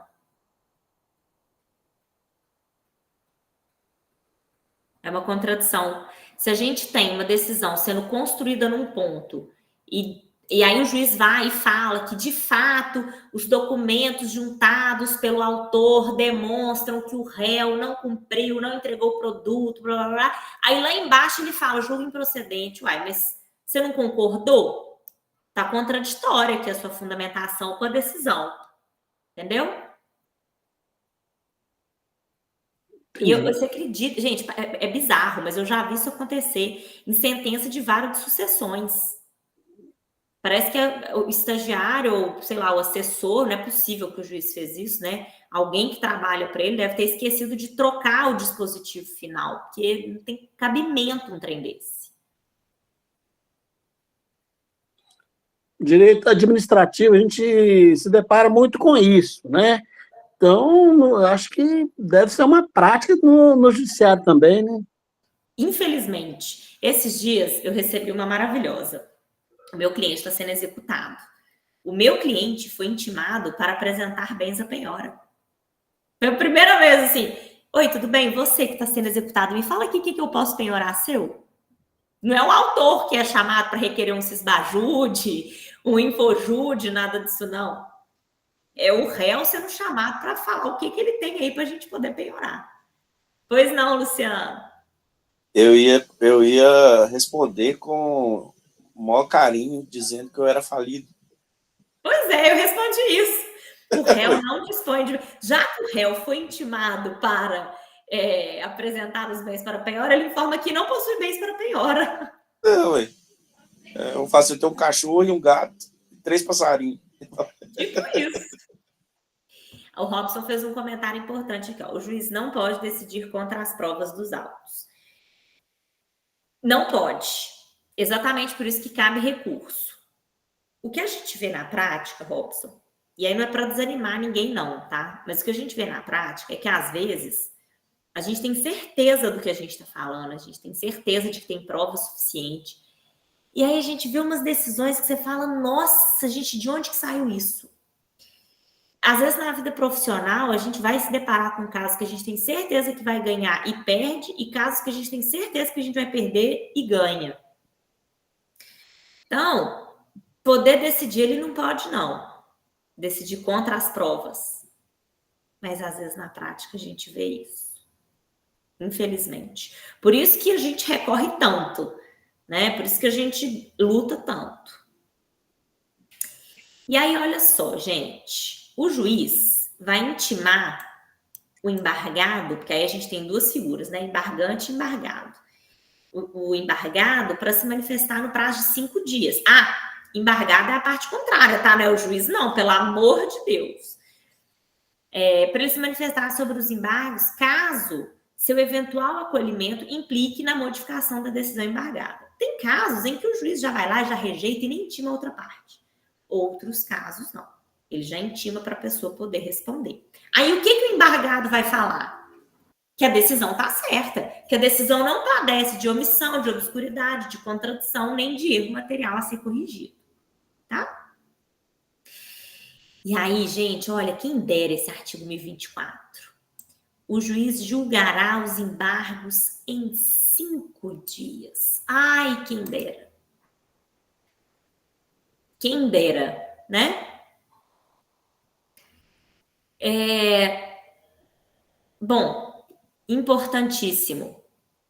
Embargos de declaração não possuem efeito suspensivo, ou seja, não suspende a decisão. Então, se é uma ação que manda a pessoa pagar alimentos, opôs ED, ficou sem pagar, vai preso. Você recorre, mas você paga, porque não possui efeito suspensivo. E, importante, interrompe o prazo para interposição do recurso de apelação. Então, enquanto os embargos não foram julgados, você interpôs. Aí a parte contrária vai ser intimada, vai responder, vai ter 5 dias para responder, o juiz vai decidir. Nesse meio tempo, o seu prazo para interpor recurso de apelação não está correndo. E aí, gente, olha que importante. Às vezes, os embargos, eles são opostos para atrasar o cumprimento de sentença, atrasar o trânsito em julgado, a pessoa quer tumultuar. Nesses casos, esses embargos são chamados de protelatórios. E quando o juiz conclui que os embargos são protelatórios, ele vai condenar o embargante a pagar uma multa que não vai exceder 2% do valor atualizado da causa. Mas quem vai decidir quanto vai ser a multa é o próprio magistrado. Uma vez, um professor meu contou de um caso de um rapaz que opôs embargos de declaração e ele tinha pedido para uma outra pessoa do escritório dele fazer, e o menino escreveu assim: vem respeitosamente opor embargos ao invés de declaratórios. O menino escreveu protelatórios. É óbvio que ele recebeu multa, né? O advogado não revisou a peça antes e aí recebeu multa. O Robson perguntou aqui, ó, se for litigância de má-fé, também, Robson, litigância de má-fé também vai ter multa. Mas aí, a fundamentação para litigância de má-fé é outra, aqui, ó. Acho que não me engano é artigo 80.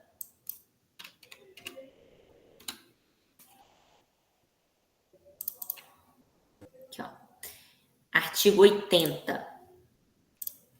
Mas também cabe multa.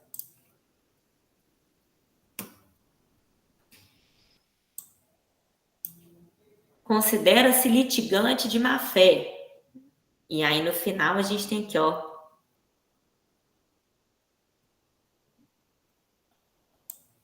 possibilidade de se fixar multa. Aqui, ó. O juiz condenará o litigante de má-fé a pagar a multa que deverá ser superior a 1% e inferior a 10% do valor da causa. E indenizar a parte contrária dos prejuízos que ela sofreu e arcar com honorários advocatícios e com todas as despesas que efetuou. Além disso, quando for irrisório, a multa poderá ser fixada em até 10 vezes o valor do salário mínimo. Então, é uma paulada, né?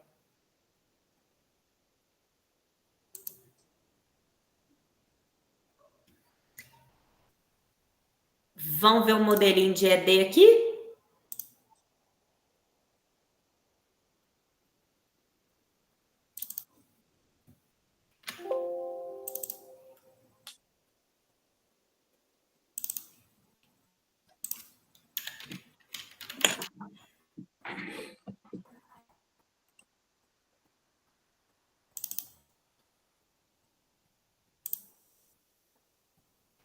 Oi, Marcone.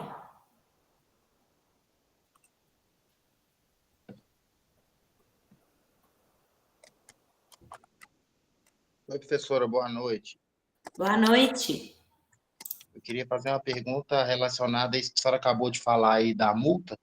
Essa multa é paga pelo advogado ou pela Boa parte que está parte, sendo... graças a Deus. Mas então o advogado comete o erro e a parte que paga o problema? Sim. Inclusive, quando, por exemplo, o advogado comete um erro na defesa ou na inicial e o cliente perde, é o cliente que paga. Por isso que a gente tem que ter muito cuidado com quem que a gente contrata como advogado. É o Mas cliente. existe oportunidade, vamos supor, se o advogado estiver me representando, ele comete um erro desse, existe algum meio de eu processar ele pelo valor, pelo dano que ele está me causando, ou perdeu? Não, tem como sim. Nós, advogados, como prestadores de serviço, nós temos que garantir um serviço satisfatório, né? Às vezes perder faz parte, mas se for constatada aí uma negligência do advogado ou algum erro por parte do advogado, o cliente pode sim ajuizar uma ação e uma representação na OAB contra ele.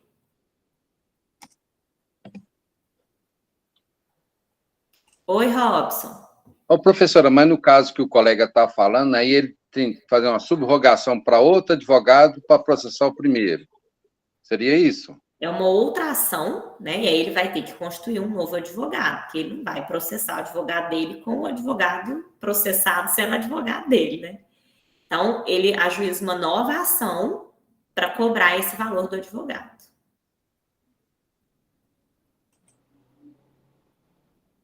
O que você falou de subrogar não é subestabelecer outro advogado? É isso mesmo, é subestabelecimento, tá certo. O subestabelecimento ele vai acontecer quando você quiser trocar de advogado. O processo continua tramitando, mas você quer trocar o advogado, aí um advogado subestabelece o outro. É isso mesmo.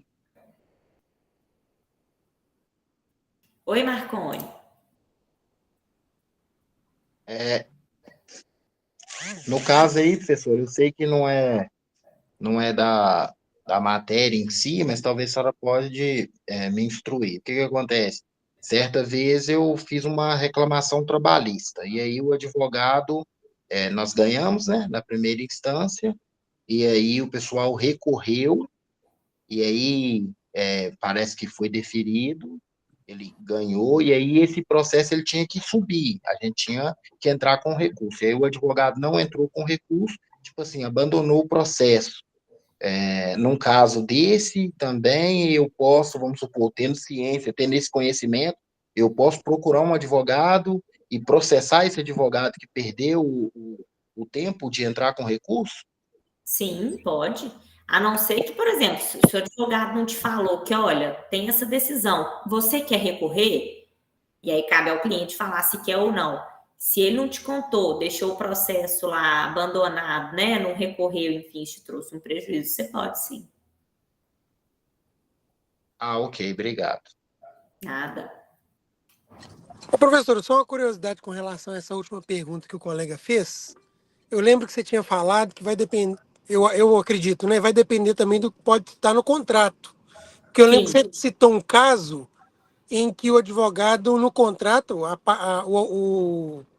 o cliente não leu, mas o advogado havia colocado que só atuaria na primeira instância. Aí, às vezes, esse recurso fica na segunda, esse advogado, como está no contrato que ele não atuaria na segunda, se esse recurso fosse destinado à segunda instância, pode ser que o contrato o contrato permitiria ele não fazer o recurso, sei lá, uma coisa assim. Sim, com certeza. Tem que analisar isso. Do contrário, ele não tinha obrigação de interpor o recurso. Perfeita colocação. Mas, no caso, caberia uma comunicação dele para com o cliente, ou não?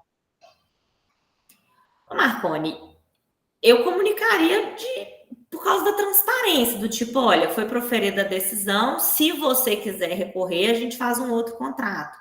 Mas o cliente sabe o contrato que ele assinou com o advogado também, né? Não, nem sempre, né, professora? Muitas das vezes quem procura, igual eu estudo direito agora, mas na época que eu procurei o advogado, era uma causa trabalhista, isso já tem mais de 10 anos, sabe? Eu não tinha conhecimento de nada. Eu só fiquei sabendo que ele não tinha entrado com o recurso quando conversando com um amigo, na verdade, na empresa, ele falou, não, procura o advogado do sindicato que ele vai te instruir. E aí o advogado pegou, olhou o processo e falou, não, ele não entrou com recurso no tempo certo. E aí ficou elas por elas, mas eu nunca mais voltei no escritório dele. Entendi. Essa seria a matéria de defesa do advogado, do tipo, olha, ele me contratou para fazer essa defesa, não foi para atuar em fase recursal. Entendi. Essa Obrigado, tá? seria a defesa dele. Nada. Pois não, Luciano? Igual o colega falou sobre essa questão. Por exemplo, teve um caso meu relacionado contra o Estado de Minas, né, como eu sou servidor público, como se fosse trabalhista, mas né, em outra esfera, a Fazenda Pública. O juiz, ele julgou três autores, que éramos eu e 2 colegas, fato relacionado à aposentadoria, etc.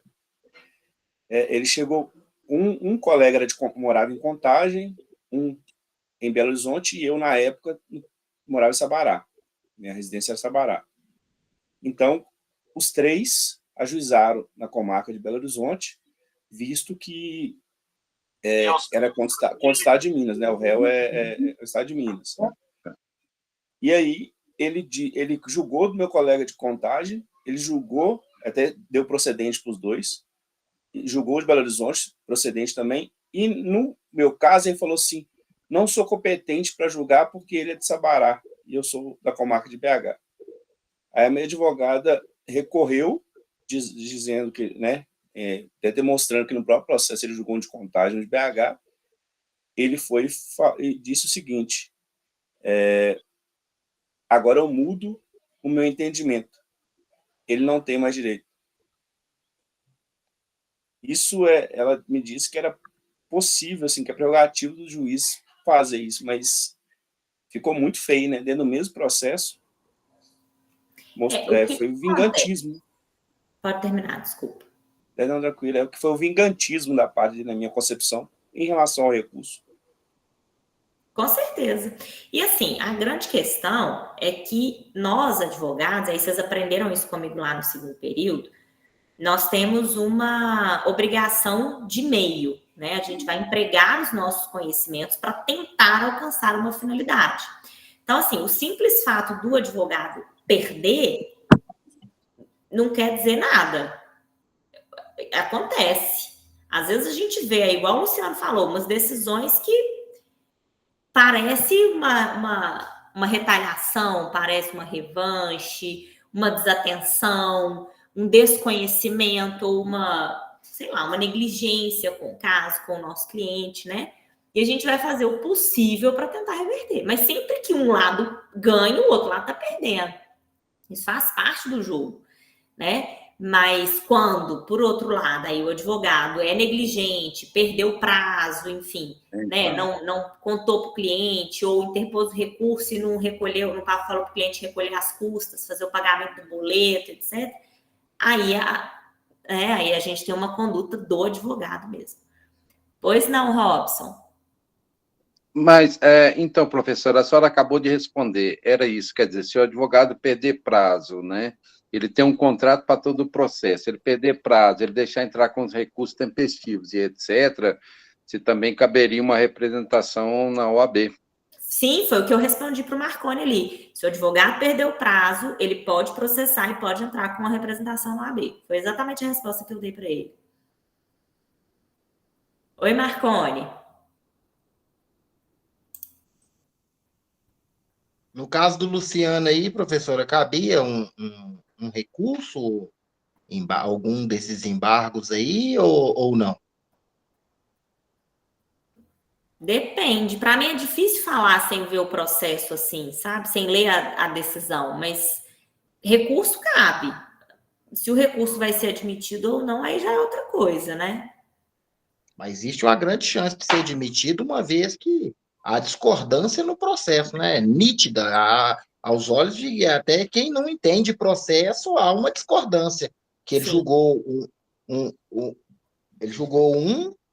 deferido, o que era de responsabilidade dele, que era o de Belo Horizonte, foi deferido, e o de Sabará não foi. Quando reclamou, ele vai falar que muda a decisão, que ele não tem direito. Se os três estavam no mesmo processo, acredito que nas mesmas condições. Bom, isso às vezes pode acontecer. Eu já tive casos de pessoas que estavam, por exemplo, no mesmo voo, um ganhou dano moral e o outro não, foi submetido à mesma situação. Por isso que eu tô falando, para mim às vezes é difícil falar cabe isso, cabe aquilo, porque a decisão tá assim, assado, sem ver a decisão.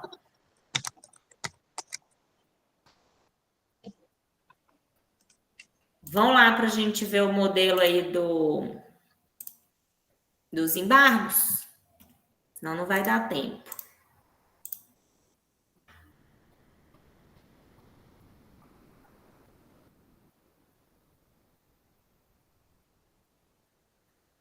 Tudo fictício, tá, gente? Sempre direcionando aí, ó, ao juízo, identificando auto do processo número tal. João Antônio dos Reis, devidamente qualificado nos autos da ação em epígrafe, vem respeitosamente perante este douto juízo, por seus procuradores, opor embargos de declaração em face da decisão de tal, né, para você identificar a decisão, nos termos dos artigos 1022 e seguintes do Código de Processo Civil. Primeiro tópico que eu falei com vocês sobre a estrutura do ED. Tempestividade, 5 dias.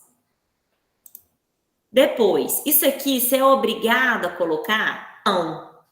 Mas ajuda o juiz a ter um norte. Então, por exemplo, o embargante ajuizou a presente ação de oferta de alimentos, requerendo, em sede de tutela de urgência, a fixação de alimentos provisórios no valor de um salário mínimo em favor de seu filho. Este douto juízo, porém, deixou de se manifestar, se limitando a determinar a citação do réu e lhe concedendo justiça gratuita. Entende-se assim, data máxima vênia, que a decisão proferida deixou de observar elementos primordiais, devendo ser sanada a omissão constatada. Aí vamos lá, dos embargos de declaração. Nos termos do artigo 1022 CPC, são cabíveis embargos de declaração para sanar omissão, obscuridade ou contradição, bem como para corrigir erro material. Entende-se omissa a decisão que, conforme dispõe o inciso 5º do 489, deve o juízo enfrentar todos os argumentos deduzidos no processo, não tendo sido decidido acerca do pedido de urgência formulado. Neste sentido, requer que sejam acolhidos os presentes embargos de declaração, reformando-se a decisão, decidindo-se sobre a fixação dos alimentos provisórios ofertados. E pronto.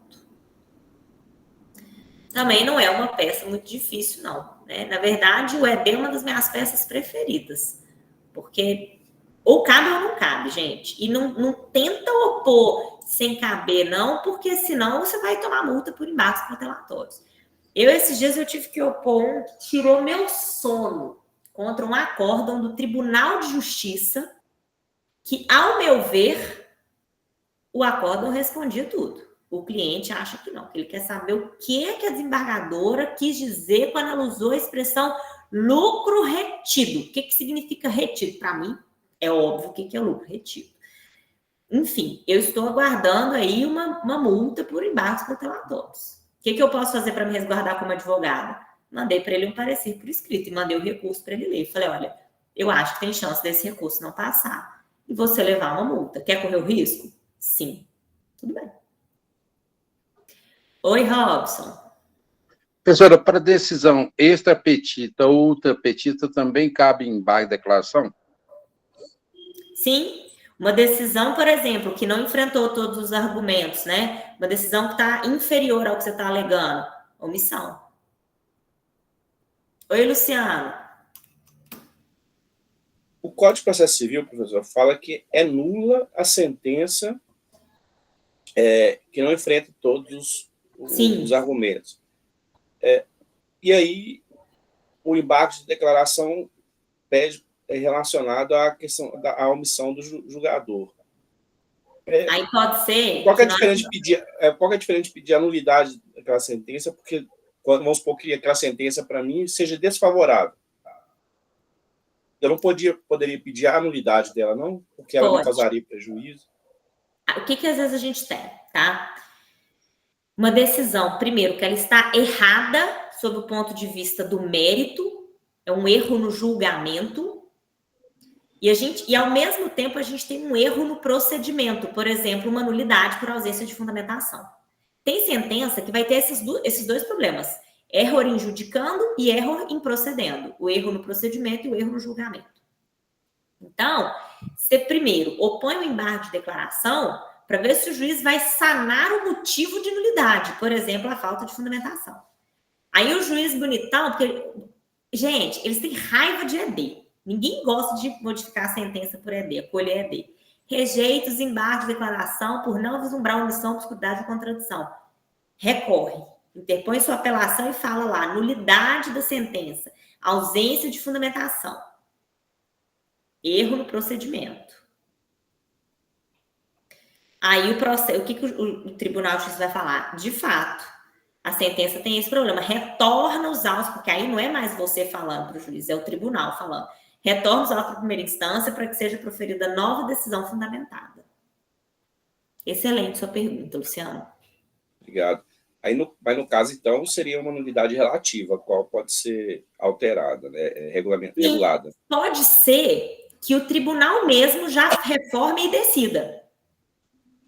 Eu tive um caso, por exemplo, que a gente teve, numa mesma decisão, esse erro no procedimento e o erro no julgamento.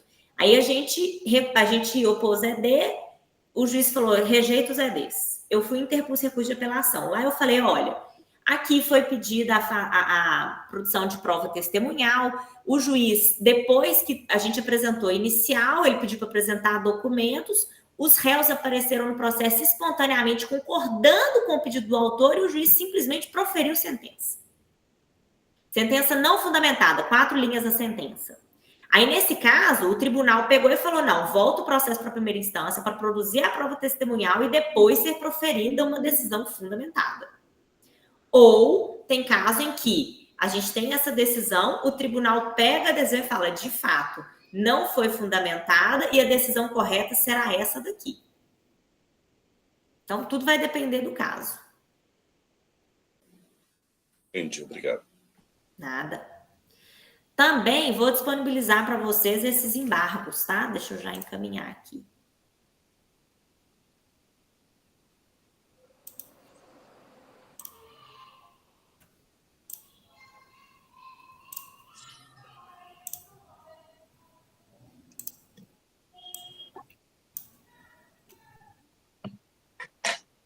Pronto, viu, gente? Tá no grupo.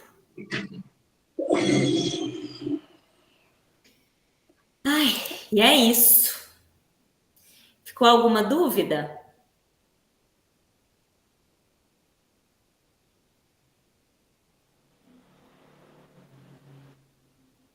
Não? Então, agradecer a vocês pela participação. Sextou. Para quem for fazer o suplementar, boa suplementar. E a gente se vê também na semana que vem.